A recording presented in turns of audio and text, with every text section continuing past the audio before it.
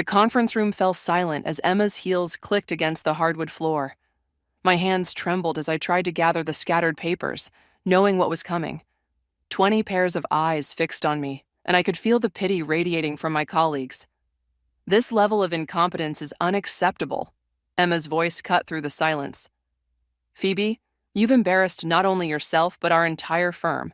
I'm Phoebe, the younger Morrison sister, though sometimes I wonder if Emma and I truly share the same blood.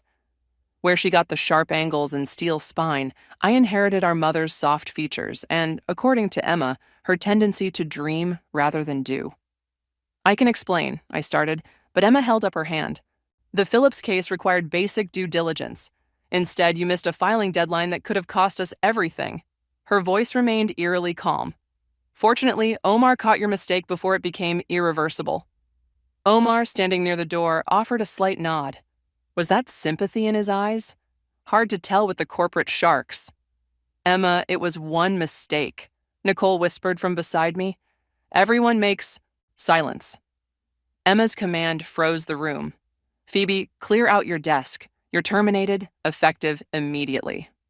The words hit like a physical blow. 6 years of working under my sister's shadow, trying to prove myself, ended in this moment of public humiliation. You can't just, I started. I can, and I am. Security will escort you out. I stood, my chair scraping against the floor. Our parents would be ashamed of you. The words escaped before I could stop them. Emma's face hardened, but something flickered in her eyes. Pain, maybe? It vanished so quickly I might have imagined it.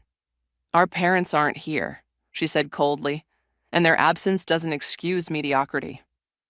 I grabbed my laptop and walked out, head high despite the tears threatening to spill. Nicole caught up with me at my desk. This is wrong, she said, helping me pack. She's your sister, for God's sake. I laughed bitterly. Sister? Emma stopped being my sister the day our parents died. She became my boss, my landlord, my keeper, everything except family. What will you do? Honestly, I have no idea. I shoved photos into my box, including one of Emma and me at my college graduation. We were smiling then, real smiles, not the corporate masks we wore now. She controls everything, my job, my apartment, even my inheritance. Security appeared at my desk, and Nicole squeezed my hand. Call me later, okay? The walk of shame through the office felt endless. Whispers followed me to the elevator. As the doors closed, I caught one last glimpse of Emma watching from her office, phone already to her ear, probably calling her next meeting to order. Outside, the spring air hit my face, and I finally let the tears fall. My phone buzzed, a text from Emma. Rent's due on the 1st. Don't be late. I sat on a nearby bench, watching people stream in and out of the towering office building. How had we ended up here? After the car accident that took our parents 3 years ago, Emma took control of everything. The family estate, the trust funds, even my career path. I'm protecting you, she'd said. You need guidance. Maybe she was right. Maybe I was the failure she thought I was. But sitting there, something sparked inside me, a tiny flame of rebellion, of anger. My phone buzzed again. This time, an unknown number. Ms. Morrison, this is James Patterson from Riverside Legal Services. We're executing the will of your Aunt Riley Owens. Please contact us at your earliest convenience regarding your inheritance. Aunt Riley? I barely remembered her. Mom's eccentric sister who disappeared to Europe when I was young. But inheritance? A third buzz. Emma again. Dinner meeting tonight, 7 p.m. We need to discuss your future options. I stared at the messages, then at the building where my sister still ruled her kingdom. For the first time in years, I hit decline on Emma's invitation. No, I whispered to myself. Not this time. I stood up, grabbed my box of belongings, and started walking. Emma had always said I was too soft, too willing to bend. Well, even the softest materials can become steel under enough pressure. My phone kept buzzing, but I didn't look at it again. Instead, I called the number from Riverside Legal Services. Whatever Aunt Riley had left me, it was mine. Not Emma's, not the firm's, but mine. As I walked away from the building that had been my prison for 6 years, I felt something I hadn't experienced since our parents died. hope. Emma might have taken my job, controlled my life, and tried to break my spirit, but she'd forgotten one thing. I was a Morrison too. And Morrisons don't break easily. The law office of Riverside Legal Services was only 15 blocks away. I started walking, leaving my old life behind with each step. James Patterson's office looked nothing like the sleek corporate environment I'd left behind. Cramped bookshelves lined the walls, and his desk was buried under stacks of papers. He adjusted his wire-rimmed glasses as he read through Aunt Riley's will. "Your aunt was quite specific about her wishes," he said, pulling out a thick envelope. "The house on Maple Street, along with its contents and a modest trust fund, goes to you." Maple Street? My heart stopped. That's where I live. Yes, the Victorian 3-story at 1247 Maple. He slid a photo across the desk, the same house Emma had been collecting rent from me for the past 3 years. There must be some mistake. I grabbed the photo with trembling hands. "My sister Emma manages all our family properties." James shook his head. "This property was never part of your parents' estate. Your aunt purchased it 20 years ago. She left explicit instructions that you, and only you, were to inherit it upon her death." The room spun. All those rent checks, all those threats about late payments. "When did my aunt die?" I whispered. 3 years ago." He checked his notes. "The executor of her will tried contacting you multiple times, but your sister informed us you were unavailable due to a family tragedy." 3 years, right when our parents died, right when Emma took control. My phone buzzed again. Emma's 15th call since this morning. I declined it. "What happens now?" I asked. "The house is yours, free and clear. Here are the deed and keys." He pushed them across the desk. "The trust fund provides for maintenance and property taxes. It's not a fortune, but it's enough to maintain the house and provide some security." I left his office in a daze, clutching the documents. On the street, I nearly collided with Logan, my childhood friend who lived down the block. "Phoebe, are you okay? You look like you've seen a ghost." I showed him the papers. His eyes widened as he read. "Holy shit," he whispered. "Emma's been charging you rent for a house you own?" "Apparently." "That's fraud, Phoebe, like actual criminal fraud." My phone buzzed again. This time I answered. "Where are you?" Emma demanded. "We need to discuss your situation." "My situation?" I felt a strange calm settle over me. "You mean how you've been collecting rent on a house I own?" Silence on the other end. Then, "Who have you been talking to?" "Aunt Riley's lawyer. Interesting timing, isn't it? Right after our parents died, when you took control of everything? Come to my office. Now, we need to handle this privately." "No." The word felt foreign, but good. "I'm done with private family discussions that somehow always end with you in control." "Phoebe, you're being dramatic. I was protecting you." "By stealing from me?" Logan touched my arm, pointing to a cafe across the street. I nodded and started walking. "It wasn't stealing," Emma said. "I was managing your assets. Assets I didn't know I had. We'll discuss this later, with lawyers present." I hung up as Logan and I entered the cafe. My phone immediately lit up with texts. "Don't do anything rash. Think about your career. You need me." Logan ordered us coffee and listened as I explained everything. "What are you going to do?" he asked. "I don't know." I stared into my coffee. "Part of me wants to press charges." "But she's your sister." "Is she? Because sisters don't do this to each other." My phone buzzed with a new message, this time from Nicole. "Emma's going ballistic. Half the office heard her screaming at Omar about some house. What's going on?" I showed Logan the text. He grinned. "Sounds like the queen's losing control of her kingdom." "Maybe." I took a deep breath. "But I need to be smart about this. Emma's still got connections, power, and you've got proof of fraud," Logan countered. "Plus, I'm guessing there are people at that firm who'd love to see her fall." He was right. I thought about Omar's sympathetic look, Nicole's quiet support, all the others who'd suffered under Emma's reign. My phone buzzed again, an email from James Patterson. "Ms. Morrison, given the circumstances, I feel compelled to mention that your aunt left additional documentation regarding your sister's actions. Please contact me if you wish to discuss." I showed Logan the email. His eyebrows shot up. "Looks like Aunt Riley knew exactly what she was doing." I nodded slowly, a plan forming in my mind. Emma always said I was too soft to succeed in law. And maybe it's time to show her that kindness and weakness aren't the same thing. I stood up, suddenly energized. I need to make some calls, starting with Nicole. Logan smiled. The student becomes the master? No, I said, gathering my things. Just a sister who's finally standing up for herself. As I left the cafe, I felt lighter than I had in years. Emma had taught me everything she knew about law, control, and power. Now it was time to show her what I'd learned about justice. You want to do what?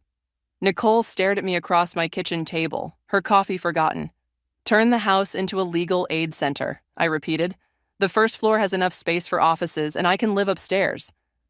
And you want me to leave Emma's firm to join you? She laughed, but I could see the interest in her eyes. You've seen how many people get turned away because they can't afford Emma's rates. We could help them. Nicole leaned forward. This isn't just about helping people, is it? No, I admitted. But wanting revenge doesn't mean we can't do good along the way. She pulled out her phone, scrolling through her contacts. I know at least 3 paralegals who'd jump ship immediately, and... She hesitated. What? There's this guy, Damien. He runs a small practice focused on tenant rights. He's been looking for partners. My doorbell rang before I could respond. Through the window, I saw Emma standing on my porch. Our porch, I reminded myself. Back door, I whispered to Nicole. Text me later. She slipped out just as Emma started pounding on the front door. I took my time answering it. Finally, Emma pushed past me. We need to talk about this ridiculous idea of yours. Which one? The legal aid center or pressing charges for fraud? She spun around. Is that what this is about? Money? Fine. Name your price. It's not about money. I crossed my arms. It's about you lying to me for 3 years. I was protecting our family's reputation. You weren't ready. To know I owned a house? To make my own decisions? When exactly was I going to be ready, Emma? She paced the room, her designer heels clicking on the hardwood floors. You don't understand what it takes to succeed in this world. I've spent years building our reputation. Your reputation, I corrected, and now you're worried I'll ruin it. She stopped pacing. What do you want? I want you to leave. This is my house, and you're trespassing. Don't be childish. Security cameras, I pointed to the corners of the room, installed this morning. Would you like me to call the police? She left, slamming the door hard enough to rattle the windows. I waited until her car disappeared before calling Nicole. Coast is clear. Tell me about Damien. 2 weeks later, the sign went up. Morrison Community Legal Services. Nicole and 4 other former employees from Emma's firm had joined us. Damien brought his existing clients and an energy that made even the longest days feel manageable. We've got 10 new cases this week, he announced during our morning meeting. 3 evictions, 2 workplace discrimination, and 5 family court matters. Any conflicts with Emma's firm? I asked. Not yet, but... He hesitated. Word is she's losing clients. The Phillips case you supposedly botched? They switched to us yesterday. Nicole touched my arm. There's something else you should know. She lowered her voice. We have a mole in Emma's firm. What? Omar's been feeding us information. Apparently, he's not happy with how Emma's running things. I remembered Omar's sympathetic look the day I was fired. Why would he help us? Because, a voice said from the doorway, your sister's empire is built on sand.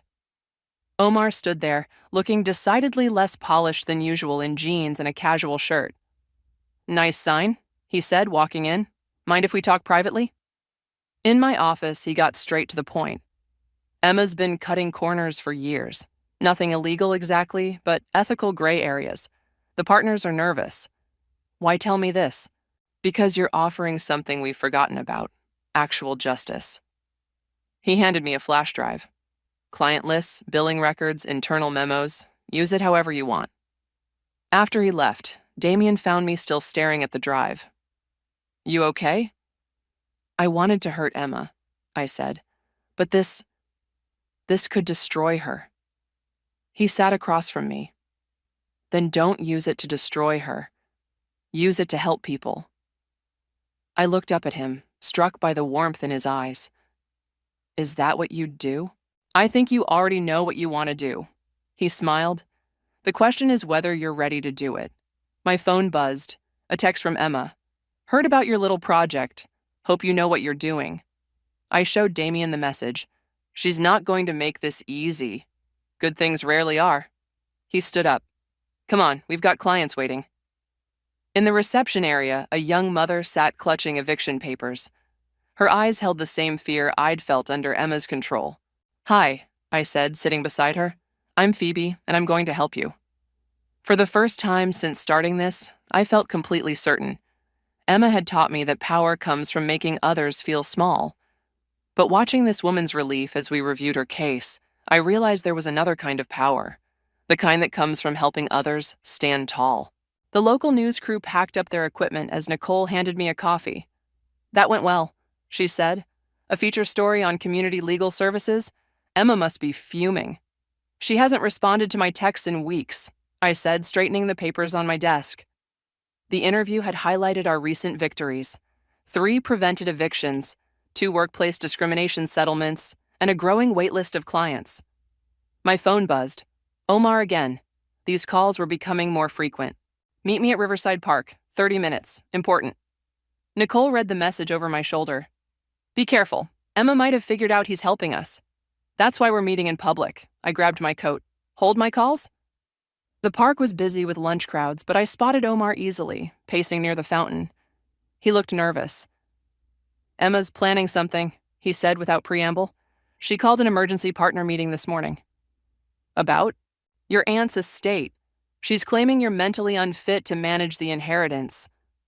My stomach dropped. Can she do that?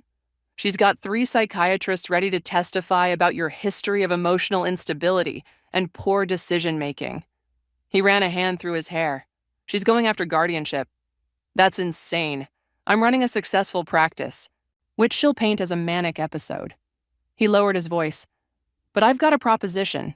Half the partners want her out. With your evidence of fraud and my insider testimony, you want to help stage a coup? Think about it. You get protection from her guardianship claims, and I get managing partner. Before I could respond, a familiar voice cut through the air. Well, isn't this cozy? Emma stood there, immaculate in her charcoal suit, 2 senior partners flanking her. Taking meetings in parks now, Omar? She smiled, all teeth. How unprofessional. Omar straightened. Just getting some air. With my sister, interesting choice of company. She turned to me. We filed the guardianship papers this morning. For your own good, of course. Of course, I matched her smile. Did you include the part about collecting rent on my property? A simple misunderstanding. I'm sure the judge will understand I was protecting you from yourself. She glanced at her watch. The hearing's next week. Do clean yourself up for court. After she left, Omar gripped my arm. We need to move fast. I can have the partners ready to vote by Friday. No, I pulled away. I'm not playing her game. This isn't a game, Phoebe. She'll destroy everything you've built. Maybe. I started walking. Or maybe it's time to show her exactly what I've built. Back at the office, Damien was waiting with a stack of files. Heard about the guardianship claim. We've got options. I know what I want to do. I sat down. Remember that mother we helped last month? The eviction case? Sarah? What about her? Call her. And the Thompson family, the Ramirez kids, everyone we've helped. I want them all at that hearing. He smiled slowly. Character witnesses? Better.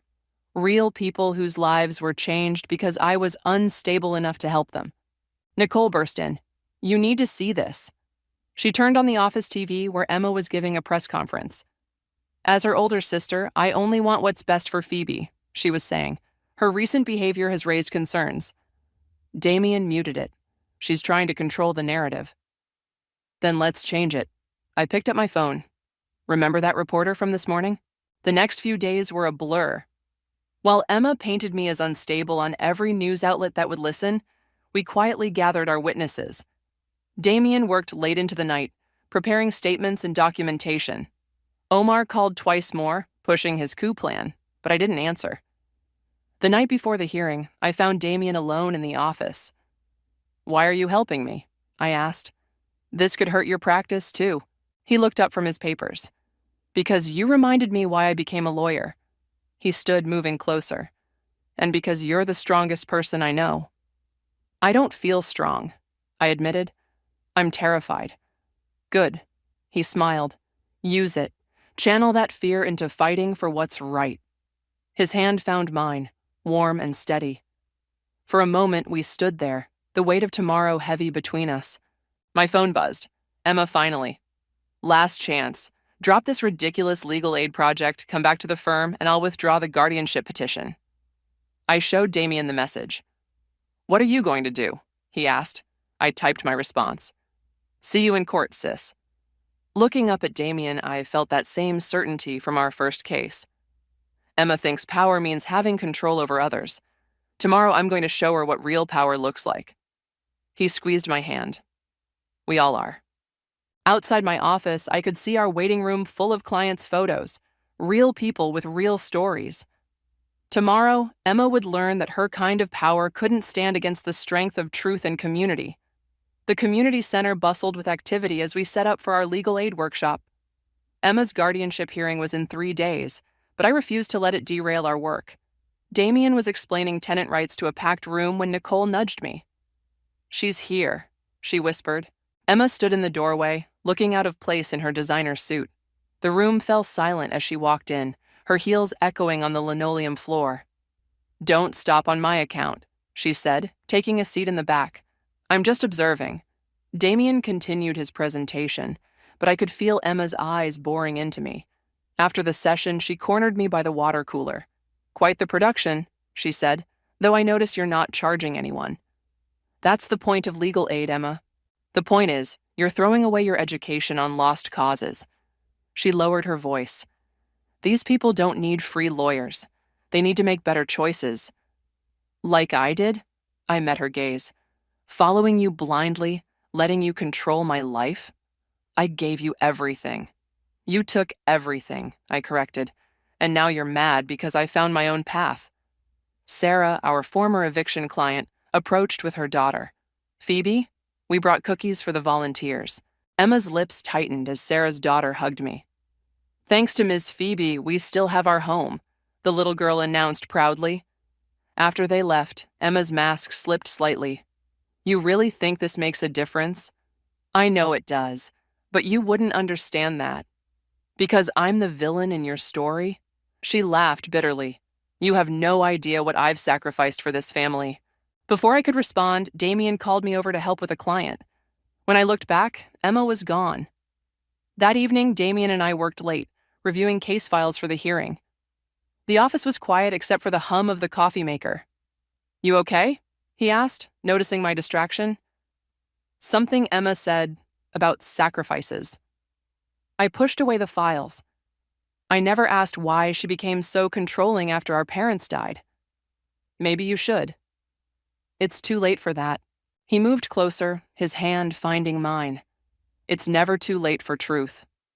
The moment stretched between us, heavy with unspoken words. Then my phone buzzed. Omar again. The partners are ready, his message read. Say the word and Emma's out tomorrow. Damien read the message over my shoulder. Are you tempted to destroy my sister's career? I thought I was, but now... I looked around our modest office, at the thank you cards pinned to the wall. This feels different. Because it is different. He squeezed my hand. You're building something, not tearing something down. A knock at the door interrupted us. Logan stood there looking worried. You need to see this, he said, handing me a manila envelope. Found it while cleaning out my mom's attic. Inside was a newspaper clipping from 15 years ago. Local lawyer sacrifices career to save family firm. The photo showed a younger Emma standing beside our father. Read it, Logan urged. The article detailed how Emma had taken the fall for our father's mishandling of client funds, accepting a suspension rather than let the scandal destroy the firm. She was 20, fresh out of college. She never told me, I whispered. There's more, Logan said. Mom kept all the articles. Emma spent those suspended years working 3 jobs to keep you in private school. My phone buzzed again. Omar.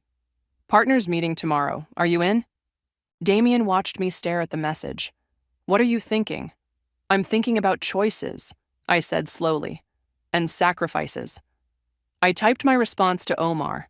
No coup. Find another way. You're showing mercy? Logan asked. No. I stood up, gathering my files. I'm choosing to be better than her. That's different. Damien smiled. So what's the plan? First, we prepare for the hearing. Then, I looked at the old newspaper photo of my sister. Then I think it's time for a real family conversation. My phone lit up with a text from Emma. Dinner tomorrow, just us, please. For the first time in years, I saw the period after please for what it was. Not a command, but a request. Go, Damien said, reading over my shoulder. Some battles are won with swords, others with olive branches. I nodded, gathering my courage. Will you be here? After? He touched my cheek gently. Always. As I left the office, I passed our wall of client photos. Each face represented someone who'd needed help and found it here. Emma might have sacrificed her early career for our family, but somewhere along the way, she'd forgotten why lawyers exist in the first place. Tomorrow, I'd remind her. And maybe, just maybe, we'd both learn something about the true meaning of family and justice. The restaurant Emma chose was empty except for us. She'd rented the entire place. Classic Emma controlling the environment. She sat at our usual table, already nursing a glass of wine. You came, she said as I sat down. Almost didn't. I placed the old newspaper article on the table. Want to tell me about this? She stared at the yellowed paper, her fingers trembling slightly as she touched it. Where did you get this? Logan found it. 15 years is a long time to keep a secret. It wasn't relevant. You took the fall for Dad's mistake. Worked 3 jobs to keep me in school. Seems pretty relevant. The waiter approached, but Emma waved him away. That was a different time. When did it change? When did protecting me become controlling me? She took a long sip of wine. The day of the accident. The police called me first. Did you know that? I had to identify their bodies while you were still at that art show. Emma, Dad's firm was in chaos. His partners were circling like vultures. You were falling apart. Someone had to take control. So you did what you always do, sacrificed yourself to protect me. And look how you repay me. Her voice hardened. Starting a competing firm, stealing my clients. Your clients? I leaned forward. You mean like Sarah, who couldn't afford your retainer while facing eviction? Or the Ramirez kids fighting for their grandmother's medical care? Don't be naive. Pro bono work doesn't pay the bills. Actually, it does. I pulled out our financial reports. We're profitable, Emma, small but growing, and we're helping people. She started to respond when Omar burst into the restaurant, face flushed. Emma, we have a problem. He stopped short, seeing me. I didn't know you had company. Speak, Emma commanded. The Phillips case. They're filing a complaint with the Bar Association about the billing irregularities. Emma's face went white. That's impossible. Those records were sealed. They had help. Omar looked at me. Someone with access to our systems. You think I started. No, Emma cut in. This is your handiwork, isn't it, Omar? Finally making your move? Omar straightened. The partners meet tomorrow. We're recommending your immediate removal. After everything I've done for you, you've done nothing but rule through fear, he snapped. It's over, Emma. He left, leaving silence in his wake. Emma's hand shook as she poured more wine. Congratulations, she said bitterly. You win. This isn't what I wanted. No? Isn't this your perfect revenge? Taking everything from me like I supposedly took from you? I turned down Omar's coup offer. Twice. She froze, glass halfway to her lips. What? He approached me weeks ago. I said no. Why? Because destroying you won't fix us. I reached for her hand, but she pulled away. Emma, when did you last take a vacation? Have a real relationship? Live any life outside that office? I had responsibilities. To who? Dad's gone. I'm grown. Who are you protecting now? Her glass clattered to the table, red wine spreading like blood across the white tablecloth. I don't know how to be anything else, she whispered. Then let me help you. Like you helped me. By destroying my career? By saving you from it. I pulled out another document. Transfer of partnership. Omar doesn't have the votes without my support. She stared at the paper. What's the catch? Step down as managing partner. Take a sabbatical. Let someone else carry the weight for a while. And become what? A charity lawyer like you? Become my sister again. I finally caught her hand. Remember her? The one who worked 3 jobs to keep me in school? Tears formed in her eyes. The first I'd seen since our parents' funeral. I was so angry when you started your firm. Not because of the competition, but because you were succeeding without me. I learned from the best. I squeezed her hand. Even if the best lost her way. Her phone buzzed, probably the partners demanding answers. She ignored it. The hearing, she said. I'll withdraw the petition. Thank you. And the firm? Take the sabbatical. Find yourself. The firm will be there if you want it, but on new terms. She nodded slowly, then looked around at the empty restaurant. I really have controlled everything, haven't I? Start small. Maybe next time we can eat somewhere with actual people? A ghost of a smile crossed her face. Baby steps. Outside, Damien was waiting in his car as promised. Emma saw him and raised an eyebrow. He seems devoted. He is. She nodded. Good, you deserve that. We stood awkwardly, years of hurt and hope hanging between us. Lunch next week? I offered. In public? Baby steps, she repeated and walked away. Watching her go, I realized some victories don't feel like winning. They feel like the first painful step toward healing. The box of family photos sat untouched on my dining room table for 3 days before Emma finally came over. She looked different, dressed in jeans and a sweater instead of her usual power suit, hair loose around her shoulders. Nice sign, she said, nodding toward the Morrison Community Legal Services placard visible through the window. Dad would have hated it. Mom would have loved it. She would. Emma picked up a photo from the box, us as kids, gap-toothed and grinning. God, you were such a happy child. Until you became my warden instead of my sister. She flinched. I deserved that. Did you? I poured us both coffee. I've been thinking about what you said about the accident, about having to identify their bodies alone. Ancient history? Is it? Because you haven't taken a day off since then. She sipped her coffee, avoiding my eyes. Someone had to be strong. And someone had to be controlled? The words came out sharper than intended. I was trying to protect you. From what, Emma? From making my own choices? My own mistakes? From ending up like them? Her cup clattered against the saucer. Dad's firm was drowning in debt. Mom knew it, covered for him, enabled him. Their last fight was about money. I sat back, stunned. The night of the accident? They were driving to a client meeting. Dad was desperate for cash flow. Mom wanted him to come clean, admit the firm was failing. She wiped her eyes roughly. When the police called, all I could think was, I have to do better. I have to protect what's left of our family. By becoming a dictator? By becoming successful. She stood up pacing. Every decision, every sacrifice was to ensure we'd never be vulnerable again. Including stealing my inheritance? Including making sure you didn't waste it on dreams that wouldn't pay the bills. Like helping people? Like throwing away your potential on lost causes. Damien's voice cut through our argument. Are those lost causes? We turned to find him in the doorway, holding a stack of photos, our client success stories.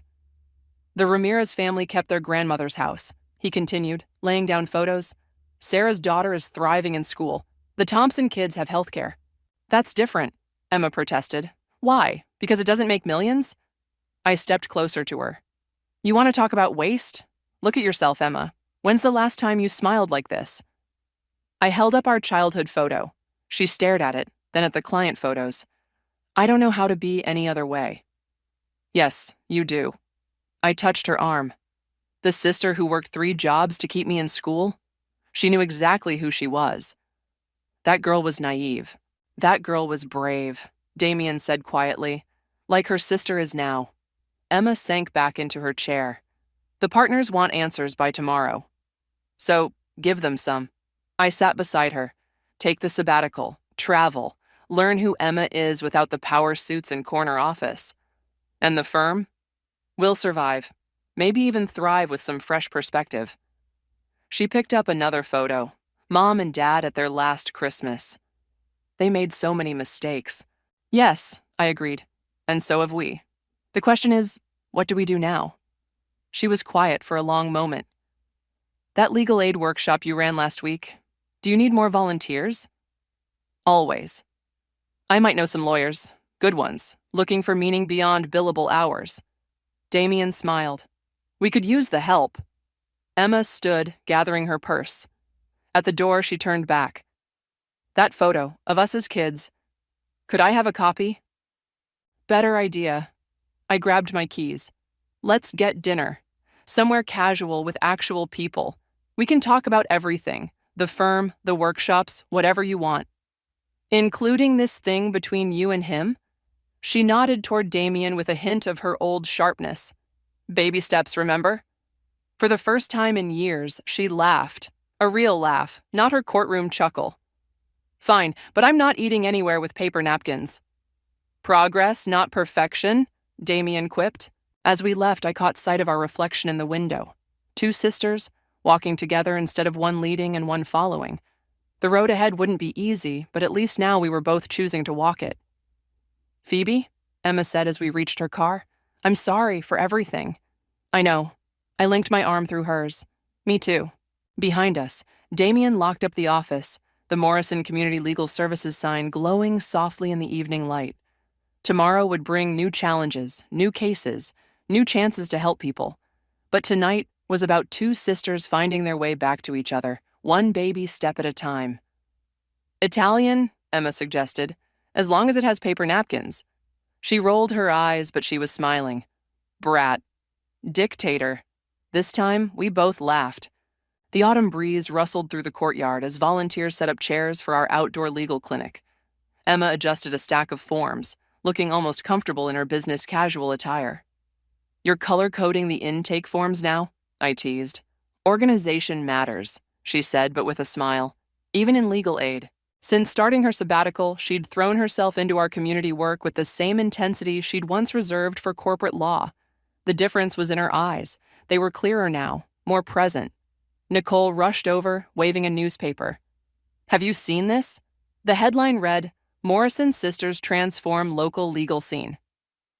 Below was a photo of Emma and me at last week's tenant rights workshop. Dad would have had a heart attack, Emma said, tracing the words. Mom would have framed it, I countered. Speaking of framing, Damien appeared with a wrapped package. For your office. Inside was the old photo of Emma and me as kids, professionally restored and framed, alongside a recent picture of us at the clinic. The inscription read, The Morrison Sisters, Then and Now. Emma touched the glass gently. We've come full circle, haven't we? Before I could respond, Omar walked into the courtyard. Emma tensed, but he raised his hands in peace. Just here to help, he said, if you'll have me. I looked at Emma, letting her decide. She straightened her shoulders. Intake forms are color-coded. Try to keep up. He grinned and grabbed a stack of blue forms. The courtyard filled quickly with clients and volunteer lawyers.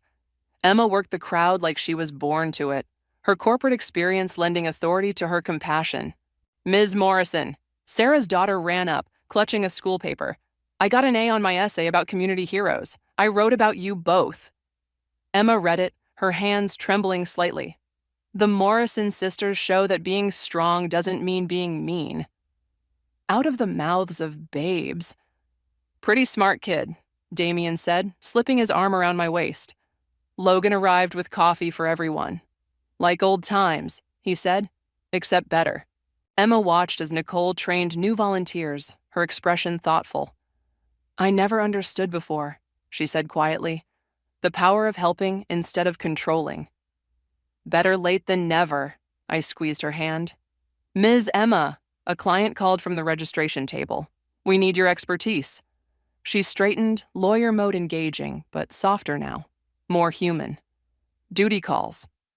As she walked away, Damien hugged me from behind. Proud of you both. We're still figuring it out, I admitted. That's what family does. The day flew by in a blur of consultations and coffee. As sunset painted the courtyard golden, Emma and I sat on the steps, watching volunteers pack up. The partners called, she said. They want me back. My heart stopped. And? I told them I needed more time. She smiled. Turns out helping people is addictive. Does this mean you're joining us permanently? Let's say I'm exploring my options. Speaking of which, She nodded toward Damien, who was helping load supplies. When are you going to make that official? When are you going to let me set you up with Omar? She threw a paper clip at me. Baby steps, remember? Always. Sarah approached with more cookies, her daughter in tow. Thank you both, she said, for everything. After they left, Emma stood and brushed off her pants. Want to grab dinner? Somewhere with paper napkins? Actually, I pulled out an old photo. I was thinking we could cook. Mom's lasagna recipe? She stared at the photo. Mom in the kitchen, both of us helping, covered in flour and laughing. I haven't cooked since... I know. Me neither. She took a deep breath. We'll probably mess it up. Probably. The kitchen will be a disaster. Definitely. She linked her arm through mine. Let's do it. As we walked home, the Morrison Community Legal Services sign glowed behind us. Ahead, our house, no longer a symbol of control and resentment, but of reconciliation and new beginnings. Hey, Phoebe, Emma said as we reached the porch. Yeah? Thank you for not giving up on me. Thank you for finding your way back. Inside, we pulled out Mom's recipe box, flour soon dusting the counter like snow. And if we both got teary-eyed when the familiar scent filled the kitchen, neither of us mentioned it. Some victories come with fanfare and headlines. Others come quietly, in flour-dusted kitchens and paper napkin dinners, in sisters finding their way back to each other, one recipe, one case, one moment at a time. The lasagna was imperfect, but then again, so were we. And somehow, that made it taste even better.